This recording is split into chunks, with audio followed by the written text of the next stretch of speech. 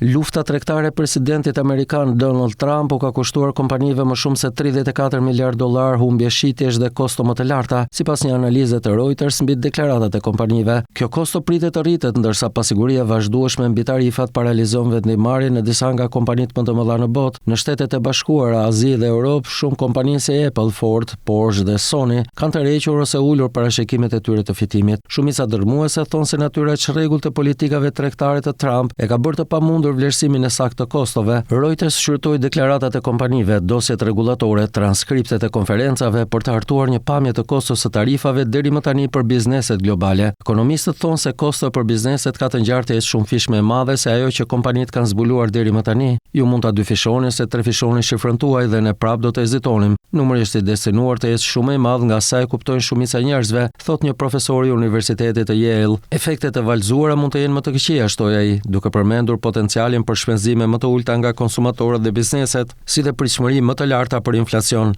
Pauza e kohëve të fundit në armiqësitë tregtare midis Kinës dhe Shteteve të Bashkuara të Amerikës ka ofruar një farë lehtësimi dhe Donald Trump është tërhequr nga kërcënimet tarifore kundër Europës, por ende nuk është e qartë se si do të duken marrëveshjet përfundimtare tregtare. Në këtë mjedis, strategët thonë se kompanitë do të kërkojnë të forcojnë zinxhiret e furnizimit dhe të nxisin përpjekjet për shitje në tregjet pranë tyre, duke rritur kostot, si rrjedhoi. Vetë korporatat janë të pasigurta për koston përfundimtare, ndërsa sezoni të ardhurave të tyre po përfundon. Reuters zbuloi se të paktën 42 kompani kanë ulur parashikimet e tyre dhe 16 i kanë tërhequr ose pezulluar ato.